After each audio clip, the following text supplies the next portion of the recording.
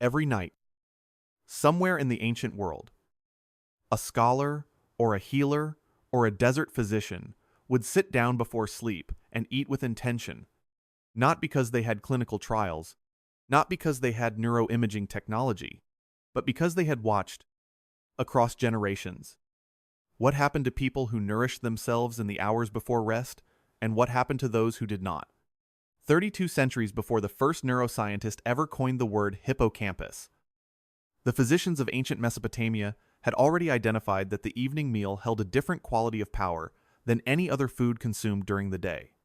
The Ebers Papyrus, one of Egypt's oldest surviving medical texts, dating to approximately 1550 BCE, contains detailed prescriptions for what the aging mind should receive before sleep: figs, honey, and preparations ground from seeds, given specifically at nightfall, specifically for the preservation of memory.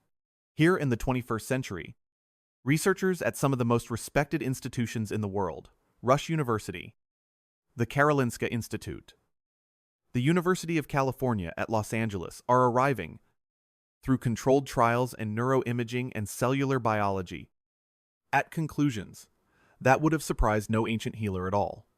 Tonight, we are going through 12 foods ranked in order of their power to repair, protect, and rebuild the aging brain during the hours you sleep, grounded in ancient practice, confirmed by modern science. Practical enough to begin tonight. Stay with me to number 1. Most people over 60 have been quietly advised to avoid it, and the research suggests that advice may be one of the most costly nutritional mistakes of the modern era. But first, number 7 on this list carries a story from the Book of Numbers that I have thought about for years. A scene of restoration in the desert, so specific in its physical detail that modern nutritional science has found something remarkable in the exact substance described. Do not miss it. Number 12.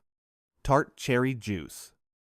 Long before the Roman Empire cultivated the cherry tree across Europe, the wild sour cherry Prunus cerasus was recorded in Assyrian texts as a nighttime remedy for restless minds and troubled sleep. The ancient Assyrian physicians who served the court of Sargon II documented it not as a fruit, but as a medicinal preparation, the juice pressed cold, combined with water, administered in the final hours before rest. They did not know why it worked. They knew that it did. The Persians, independently, in their own medical tradition, under Avicenna ibn Sina, cataloged the sour cherry as a cooling agent for heat of the brain, their term for what we now understand as neuroinflammation. And physicians in traditional Chinese medicine, working without any contact with Persian or Assyrian texts, classified the sour cherry as a calming herb for the Shen, the spirit housed in the heart and mind. 3 civilizations. No shared knowledge. The same conclusion. Here is what they were observing, rendered in the language of modern science. Tart cherries, specifically the Montmorency variety, contain one of the highest naturally occurring concentrations of melatonin found in any food, but the melatonin is only part of the story. They also contain a class of anti-inflammatory compounds called anthocyanins, which have a rare and specific ability to cross the blood-brain barrier, the tightly regulated checkpoint that prevents most substances from entering brain tissue directly. Once inside the brain, these anthocyanins suppress a family of inflammatory proteins called cytokines that are directly implicated in the neuroinflammation now recognized by researchers at the Cleveland Clinic as a primary driver of age-related memory decline. After 70, neuroinflammation accelerates significantly in most people. It is like a slow traffic jam building on the brain's communication highways.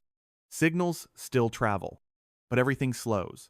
A study published in the European Journal of Nutrition found that adults over 65 who consumed 8 ounces of tart cherry juice nightly for 12 weeks showed a 24% improvement in sleep efficiency and significantly stronger scores on episodic memory tests, the kind that measure your ability to recall specific personal events. Here is a detail almost never discussed in popular health content. The pit of the tart cherry, the stone contains a compound called amygdalin, a precursor to trace benzaldehyde. which in very small quantities has been studied for its calming effect on the central nervous system. Ancient preparers of cherry remedies would sometimes press the whole fruit, pits and all, producing a juice with a slightly bitter edge. Modern commercial juices discard this entirely. If you find a cold-press whole fruit tart cherry product, the bitterness is not a flaw. It is information. Drink 8 ounces of pure, unsweetened Montmorency tart cherry juice 60 to 90 minutes before bed. Not sweet cherry. The composition is entirely different. For enhanced absorption, pair it with a small amount of healthy fat, a few walnut halves, or a teaspoon of olive oil on a plain rice cracker. The anthocyanins are fat-soluble, meaning they move into your bloodstream more efficiently alongside fat. The Assyrian physicians who pressed cold cherry juice and served it with sesame paste may have understood this synergy in practice, without ever naming the mechanism. The ancient world didn't have clinical trials. They had centuries of careful observation. The research is now beginning to examine why. Number 11. Walnuts. In the book of Genesis, when Jacob sends his sons to Egypt to seek food during the famine, he instructs them to bring gifts for the Egyptian official balm: honey, spices, myrrh, pistachio nuts and almonds. Nuts, in ancient Near Eastern culture, were gifts worthy of rulers. Expensive, carefully cultivated, eaten with deliberate intention. The walnut, specifically Juglans regia, carries its own remarkable paper trail across civilizations. Greek physicians in the school of Hippocrates called it carrion, from the Greek word for head, noting what they described as its correspondence with the brain in both shape and function. The Persian physician, Al-Razi, prescribed walnut preparations for weakness of the mind in Ayurvedic tradition.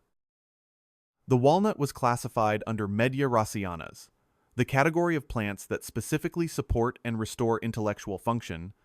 Modern science has taken a particular interest in walnuts for one compound found in very few other foods on Earth: ellagic acid. Ellagic acid undergoes a transformation in the human gut metabolized by certain intestinal bacteria into compounds called urolithins, which have been shown in laboratory studies to activate a cellular cleaning process called mitophagy. Mitophagy is the mechanism by which cells identify and remove damaged mitochondria, the tiny energy generators inside every neuron.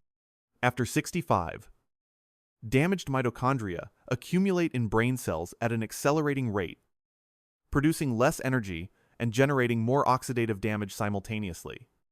Urolithins help clear them.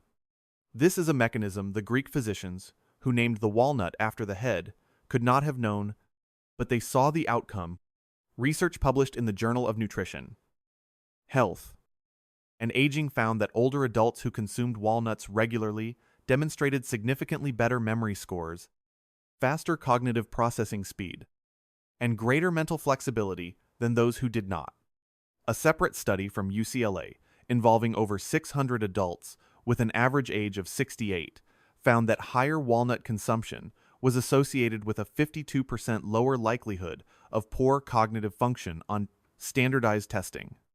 The reason evening timing matters is connected to your brain's glymphatic system, the network of fluid-filled channels that activates during deep sleep to flush metabolic waste, including the amyloid beta proteins associated with cognitive decline. This system requires healthy, flexible cell membranes to function properly. Those membranes are built in part from the fatty acids and polyphenols that walnuts supply.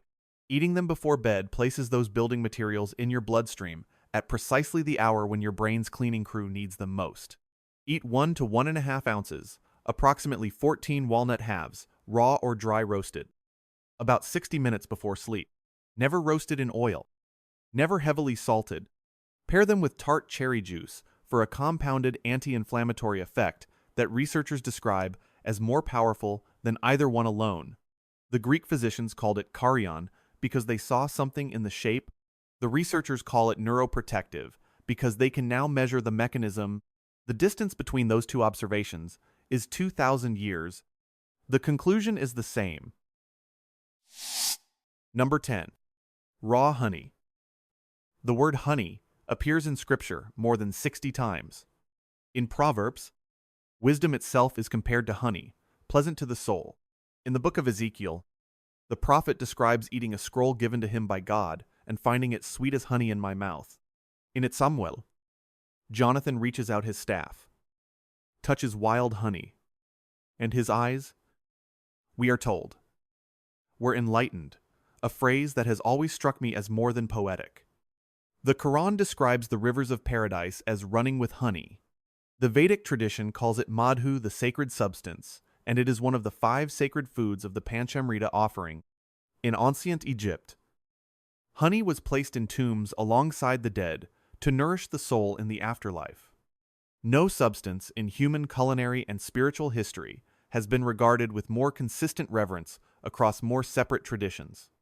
And modern neuroscience is now identifying why raf, unprocessed honey, specifically manuka honey, or local raw wildflower. Honey contains a flavonoid called pinosembrin, found in very few other dietary sources.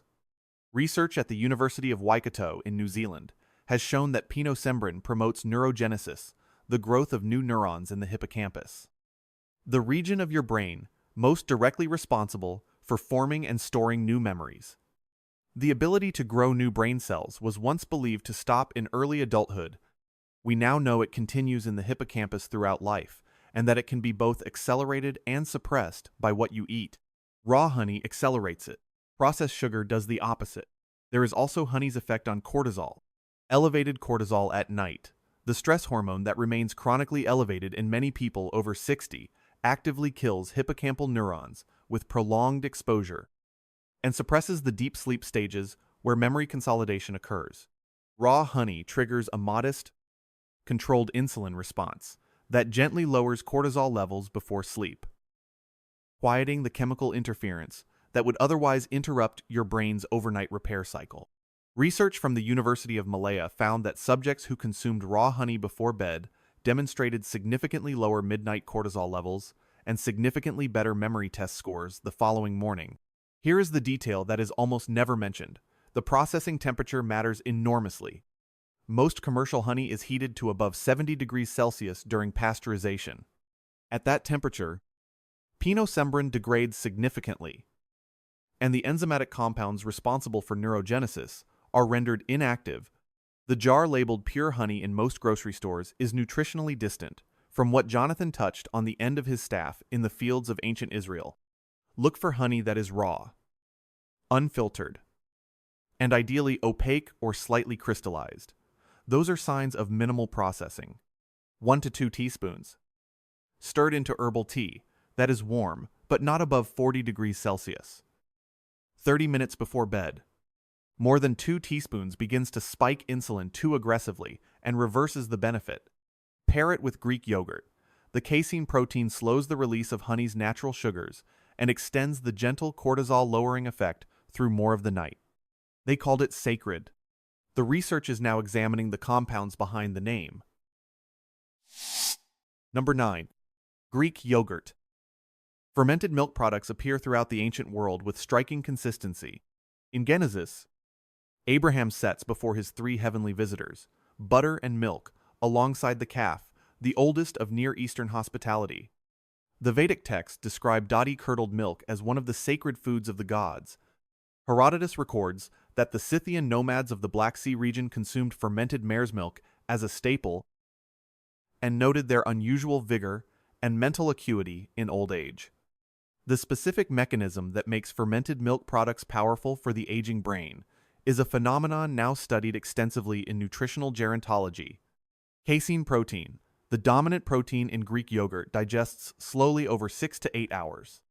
Research from Maastricht University in the Netherlands found that slow digesting proteins consumed in the evening sustain amino acid availability throughout the night, giving the aging metabolism a longer window to absorb and utilize what it needs. After 70, your body becomes significantly less efficient at extracting building blocks from protein consumed during the day, a process called anabolic resistance. The evening casein window partially circumvents this. For the brain specifically, sustained amino acid availability overnight means a continuous supply of the raw materials needed to repair synaptic connections, the physical structures where memories are stored. Every memory you have exists as a pattern of synaptic architecture. Those connections require protein-derived compounds to maintain their integrity. Greek yogurt is also exceptionally high in tryptophan, the amino acid that your brain converts first into serotonin, then into melatonin. When you eat it before bed, you are restocking your brain's overnight production line. What is rarely discussed is the microbiome connection. The live cultures in high-quality Greek yogurt, Lactobacillus acidophilus, Bifidobacterium colonize and support the gut. And the gut communicates with the brain through the vagus nerve in a pathway now called the gut-brain axis. Researchers have found that older adults with more diverse gut microbiomes show measurably slower rates of cognitive decline. The fermented milk that Abraham placed before his divine visitors may have been, among other things, a delivery vehicle for beneficial bacteria that shaped both body and mind. 1 cup of full-fat Greek yogurt, not fat-free 45 minutes before bed. Stir in a teaspoon of raw honey. Add a few blueberries if available.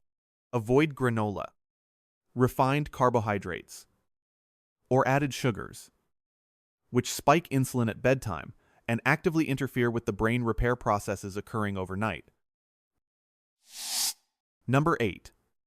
Blueberries. The wild blueberry has no direct biblical parallel, but its closest ancient counterpart, the dark wild berry, harvested in summer and dried for winter, appears in indigenous food traditions across North America, Northern Europe, and Scandinavia. The Anishinaabe people of the Great Lakes region called the blueberry minan a sacred food and integrated it into both ceremonial practice and the preservation of elders' wisdom traditions. Modern neuroscience has given that reverence a molecular explanation. Blueberries contain one of the highest anthocyanin concentrations of any commonly available food. But what distinguishes them neurologically is a specific set of flavonoids, pterostilbene, and resveratrol that have been shown in laboratory studies to activate an ancient cellular survival pathway called SIRT1. The same pathway implicated in the longevity effects observed in caloric restriction research. Pterostilbene, in particular, is structurally similar to resveratrol, but crosses the blood-brain barrier with approximately 4 times greater efficiency. Researchers at the USDA Human Nutrition Research Center on Aging at Tufts University found that blueberry supplementation in aging animals reversed several established markers of brain aging, including improvements in spatial memory, the kind of memory responsible for navigating familiar environments and recalling where things are kept. A randomized controlled trial from the University of Exeter found that adults over 60 who consumed concentrated blueberry daily for 12 weeks showed increased brain activity in the parietal and occipital regions during memory tasks, as well as improved circulation to the brain regions most associated with cognitive processing. Half a cup of fresh or frozen wild blueberries. Wild blueberries contain up to 2 times the anthocyanin concentration of cultivated varieties, eaten 30 to 60 minutes before bed. Ideally with your Greek yogurt or walnuts for the fat solubility advantage. Number 7. Figs. And here is the story I promised you. In the book of Numbers, the 12 spies sent by Moses into Canaan return carrying a single cluster of grapes, so large it requires 2 men to carry it on a pole between them. Alongside the grapes, they bring pomegranates and figs. These are the fruits they carry back as evidence. Evidence not simply of a land worth entering, but of a land defined by its capacity to nourish. Figs appear throughout the ancient world with remarkable consistency of purpose. The Sumerian king Shulgi praised them in poetry. The fig tree was the tree under which the Buddha sat before enlightenment. In some traditions, in the New Testament, Jesus curses the unfruitful fig tree. In Islamic tradition, the fig is one of the few fruits mentioned by name in the Quran. By the fig and the olive begins the 95th surah, sworn upon as something of gravity and truth. There is a physiological reason figs kept appearing in the texts of ancient healers, specifically in relation to the mind and rest. Figs contain one of the highest natural concentrations of tryptophan among fruits, higher than bananas, which receive far more publicity for this property. They also contain a significant amount of magnesium, a mineral in which the majority of adults over 60 are deficient and which plays a direct role in regulating NMDA receptors, the cellular receptors in the brain most critical to memory formation and synaptic plasticity. When NMDA receptors are poorly regulated due to magnesium insufficiency, the process of long-term potentiation, the cellular mechanism by which memories are consolidated, becomes impaired. Ancient physicians, who prescribed figs before sleep for clearness of mind in the morning, were observing, in their patients across decades, the downstream outcome of sustained magnesium delivery to a brain architecture they did not have the language to name. But here is the detail that is genuinely surprising even to people who know figs well. The skin of the dried fig contains a compound called physin, a proteolytic enzyme that assists in the breakdown of proteins in the gut during the night, freeing up amino acids for brain repair functions. Most people eat the skin without knowing this is happening. Those who peel their figs are discarding a significant portion of the enzymatic benefit. That isn't just interesting. That is a description of what the spies carried out of Canaan on a pole, not just evidence of abundance, but functional medicine wrapped in ancient symbolism. 2 to 3 dried figs, eaten about 45 minutes before bed. The skin on the whole fruit. If you find a variety with seeds intact, even better, the seeds contain additional lignans that support hormonal balance during the nighttime restoration process. The ancient world swore oaths by the fig. Modern research is beginning to understand why the fig deserved them. If what you're hearing tonight is giving you a different way of seeing the relationship between ancient knowledge and the food on your table, hit the like button now and subscribe. Because what comes next on this list goes even deeper. And number 1 is the food I consider most urgent for anyone over 60 who is serious about cognitive health, and the one that may genuinely surprise you. Number 6. Pumpkin seeds. In Aztec cosmology, the squash and its seeds were among the sacred triad of foods, called the Three Sisters, alongside corn and beans. Mesoamerican healers dried and ground pumpkin seeds into preparations they gave, specifically to elderly community members, for clarity of thought and steadiness of mood. This use was documented by Spanish chroniclers in the 16th century, who noted with some puzzlement that indigenous healers prescribed food, not ceremony, for conditions of mental decline those healers had identified, through generations of observation. What nutritional science has now confirmed: pumpkin seeds are one of the richest dietary sources of zinc, magnesium, and tryptophan available in a single food. But the compound that is most remarkable and most rarely discussed is a fatty acid profile that includes unusually high concentrations of cucurbitacins, which in current laboratory research have been shown to have anti-neuroinflammatory properties in hippocampal tissue specifically. Zinc deserves particular attention here. The hippocampus has the highest zinc concentration of any region of the human brain. Zinc plays a regulatory role in glutamate transmission, one of the primary neurotransmitter systems involved in learning and memory. After 60, dietary zinc absorption declines significantly, and zinc deficiency has been linked in multiple studies to accelerated hippocampal atrophy. A single ounce of raw pumpkin seeds provides approximately 20% of the daily zinc requirement in a form that is among the most bioavailable of plant sources. 1 ounce of raw, unsalted pumpkin seeds, about a small handful 30 to 60 minutes before bed. The Aztec healers ground them into a paste. Modern preparation might be a smooth pumpkin seed butter, which increases bioavailability through the disruption of the cell wall. If you eat them whole, chew thoroughly.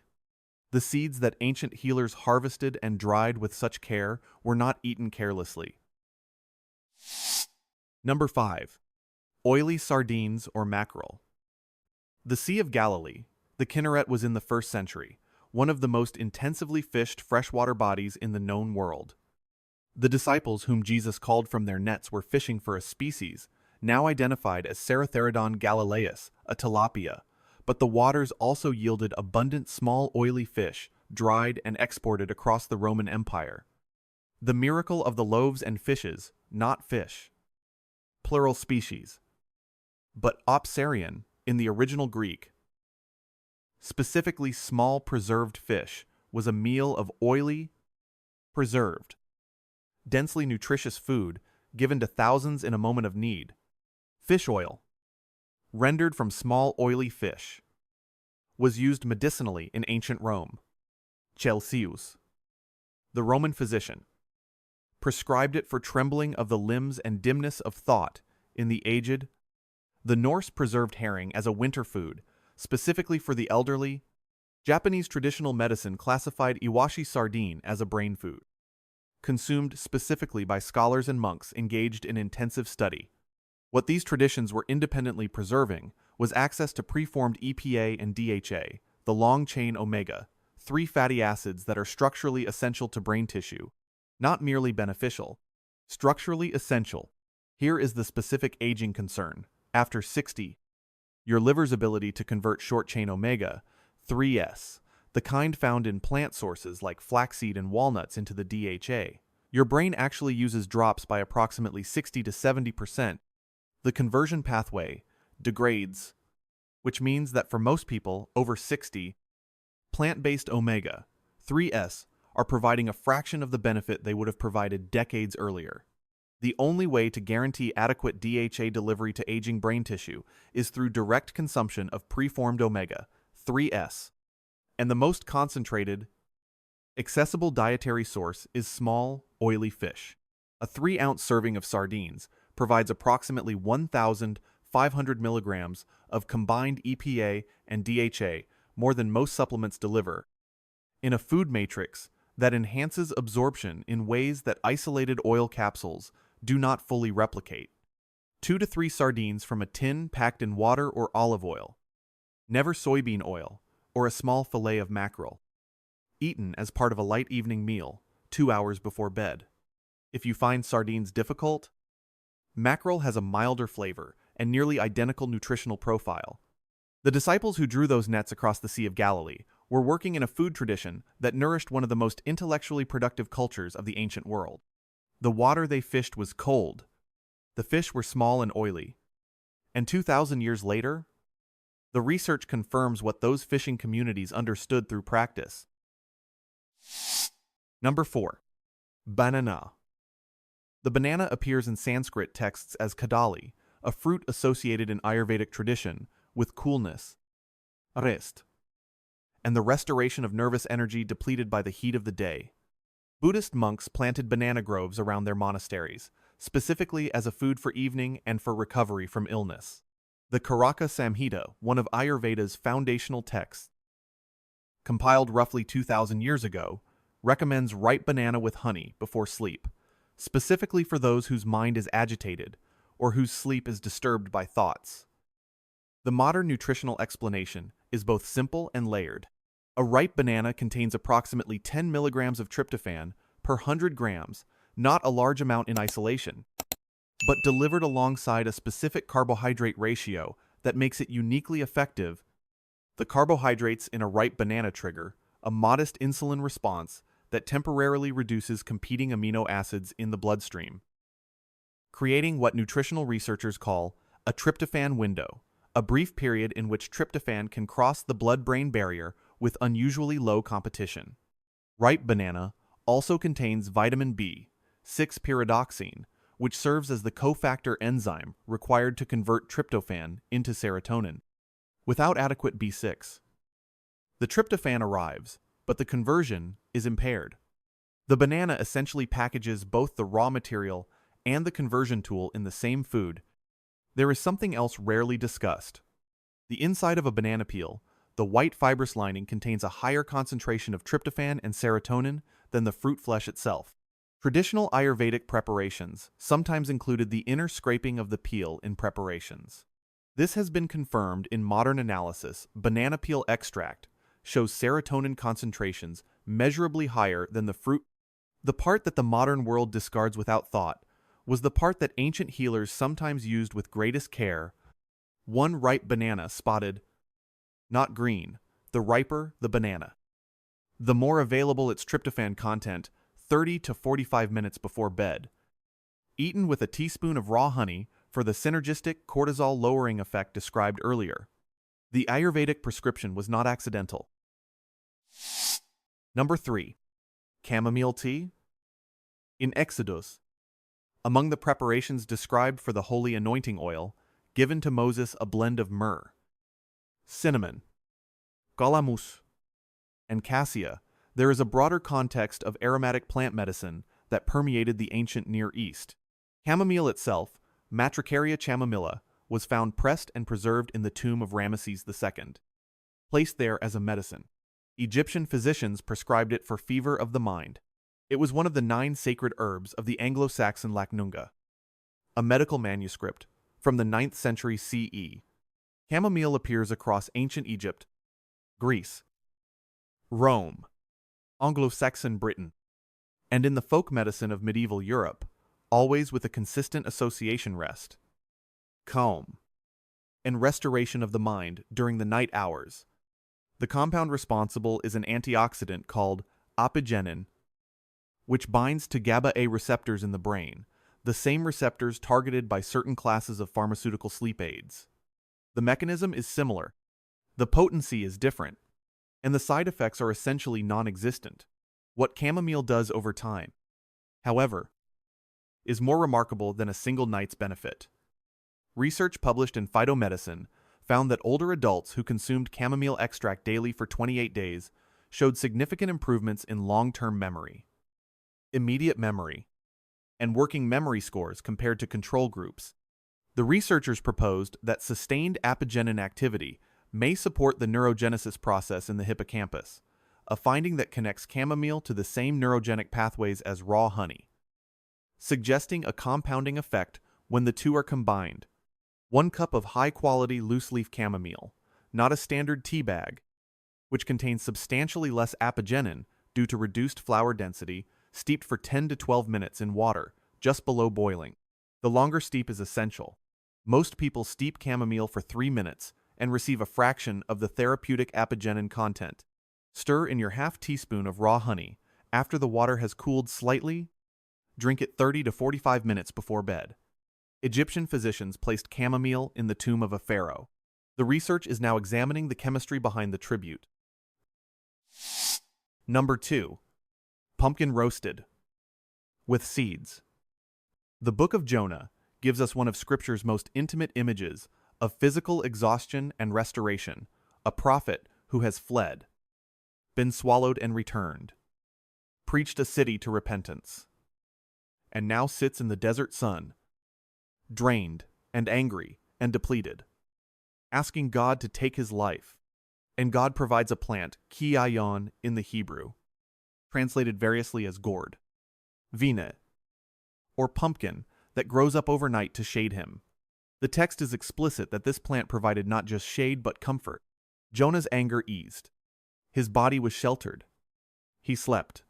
The use of gourd plants, including pumpkin and squash, as restorative foods for the depleted, the sick, and the aged appears across cultures with unusual consistency. Traditional Chinese medicine classifies pumpkin as a food that tonifies the qi of the middle jiao, meaning it supports the digestive and metabolic processes responsible for energy conversion and distribution throughout the body, including the brain.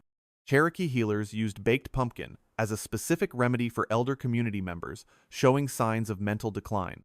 The modern explanation centers on an unusual amino acid cucurbitин, found in pumpkin seeds, but also in the flesh of the fruit. Cucurbitin has a regulatory effect on tryptophan metabolism that is distinct from tryptophan's direct sedative pathway. It appears to modulate the kynurenine pathway, which, when dysregulated in aging, diverts tryptophan away from serotonin production and toward inflammatory metabolites. In practical terms, pumpkin flesh may help ensure that the tryptophan your body has available actually reaches the brain chemistry it is meant to support, rather than being shunted into inflammatory pathways. Roasted pumpkin flesh. 1 cup. With the seeds retained and roasted alongside the skin of kabocha, pumpkin is edible and contains additional lignans and carotenoids eaten as part of a light evening meal 2 hours before bed. Season with cinnamon, which has its own separate impact on blood sugar regulation and cortisol, and a small amount of good olive oil for fat-soluble carotenoid absorption. God provided a gourd for a depleted prophet, The healers of China and the Cherokee reached the same conclusion about the same plant through entirely different paths. The research is beginning to understand the mechanism behind the convergence. Number 1. Wild-caught fatty fish salmon. In the Gospel of John, chapter 21, the resurrected Christ stands on the shore of the Sea of Galilee in the early morning. His disciples, who have been fishing through the night and caught nothing, hear him call from the shore, "Cast the net on the right side." The net fills. They come ashore, and there on the shore is a charcoal fire, with fish laid upon it, and bread. "Come and have breakfast," he says. It is one of the quietest and most human moments in all of Scripture. Restoration. After the most profound depletion imaginable, a fire on the shore, fish, food that was functional medicine dressed as breakfast. The early Christian community inherited from the Jewish tradition a deep connection to fish as a sacred, restorative food. The ichthys symbol was not only a sign of identity, but a sign of nourishment. And what the shoreline communities of the ancient world understood through daily practice, the research community has now confirmed with imaging technology, clinical trials, and longitudinal population studies spanning decades. Wild-caught fatty fish salmon, mackerel, sardines. Herring is the most concentrated dietary source of preformed DHA and EPA available in any food on Earth. These are not merely beneficial nutrients. They are structural components of brain tissue. Your brain is approximately 60% fat by dry weight. DHA is the dominant fatty acid in that 60%. Every neuron is encased in a membrane built largely from DHA. Every synaptic connection where memories are physically stored requires DHA for structural integrity. Every signal that travels between brain cells, every memory you retrieve, every thought you think depends on the health of membranes that DHA maintains and renews. Here is the critical fact that most physicians in their 10-minute appointments have not communicated to their patients over 60 after that age. Your liver's ability to synthesize DHA from plant-based omega-3 precursors drops by 60 to 70%. The conversion pathway degrades with age, which means that for most people in this audience, a tablespoon of flaxseed or a handful of walnuts, as valuable as those foods are for other reasons, is not providing the DHA your brain requires to maintain itself. Only direct consumption of preformed DHA does that, and the richest dietary source is fatty fish. Research from the Rush University Medical Center in Chicago, part of the landmark Mind Diet study involving over 900 older adults, found that those who ate fish at least once per week had brain function equivalent to 11 years younger than those who ate it rarely. Not marginally better. 11 years. The difference between 68 and 57, measured by cognitive testing, associated with a single dietary habit. Wild salmon is also one of the best dietary sources of astaxanthin, a carotenoid antioxidant that crosses the blood-brain barrier and targets the mitochondria inside neurons specifically.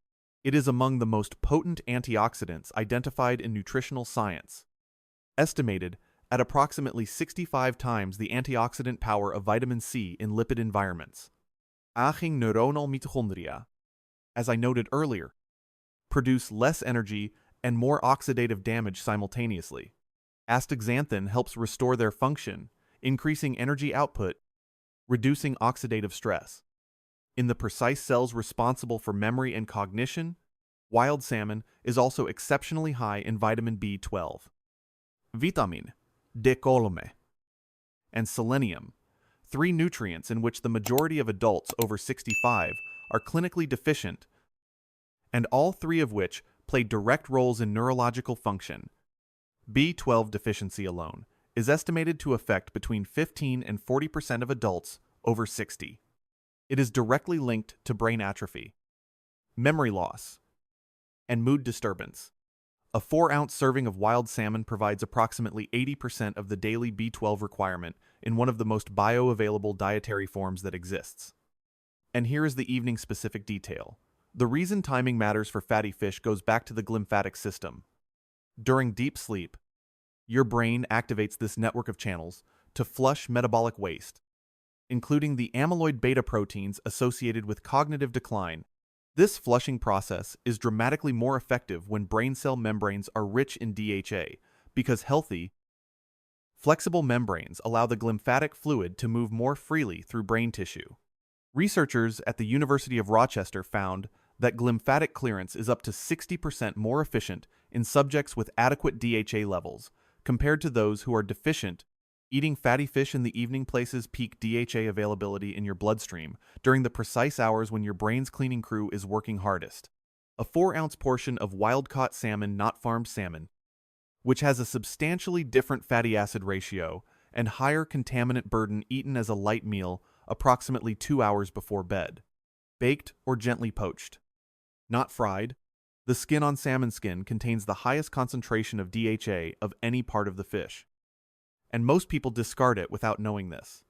Season simply olive oil, lemon, fresh herbs, and pair it with a small serving of roasted pumpkin or a half cup of blueberries to create a full evening brain protocol with compounding anti-inflammatory effects. The disciples who cast their nets into the Sea of Galilee and came ashore to find fish on a charcoal fire were receiving, in that moment of restoration, the most concentrated source of the nutrient, their aging, human brains most needed. The research is 11 clinical trials and 900 participants and 7 longitudinal years deep into confirming what a fire on a shoreline in Galilee seemed to already know. Before I leave you tonight, I want to make one point about quality that most conversations about food never quite reach. Every item on this list has a shadow version, a processed, refined, heated, stripped, or diluted counterpart that bears the same name but is metabolically almost unrecognizable. Raw honey and processed honey, wild salmon and farmed salmon, whole tart cherries and cherry-flavored beverage, dried whole figs and fig jam with added sugar, loose chamomile, and a standard tea bag. The active compounds we have been discussing, the anthocyanins, the pinochembrin, the apigenin, the DHA, the urolithins, the cucurbitин, are not indestructible. They are fragile. They degrade under heat. They are stripped by refinement. They are diluted by processing. They are often entirely absent from the product on the store shelf that carries the name of the food that contains them. This is the principle that runs through every tradition we have drawn from tonight. The Assyrian physicians pressed cold juice. The Ayurvedic healers prescribed ripe, a whole fruit. The ancient Egyptians placed the whole herb, not the extract, in the tomb of their pharaoh. The fishermen on the shore of Galilee cooked the whole fish over an open fire and ate it fresh, whole, minimally processed, close to the source. This is not nostalgia. It is chemistry. The single most important question you can ask about any food you eat before bed tonight is not, does this food contain the right nutrients? It is, have those nutrients survived the journey from source to table? The answer to that question is quietly shaping your brain every night you sleep and every morning you wake. Which of these 12 foods will you begin with tonight? Leave your answer in the comments below. I read every one. And if someone in your life is over 60 and quietly struggling with memory, share this video with them. Not because it's convenient, because it might genuinely matter. Subscribe if you haven't yet. What we cover next comes from a question many of you have already asked, and the answer reaches back even further than tonight's list. The fire on the shore is still burning. Come and eat. This video is for educational and informational purposes only and does not constitute medical or nutritional advice. Please consult a qualified healthcare provider before making significant changes to your diet, especially if you have existing health conditions or take medications.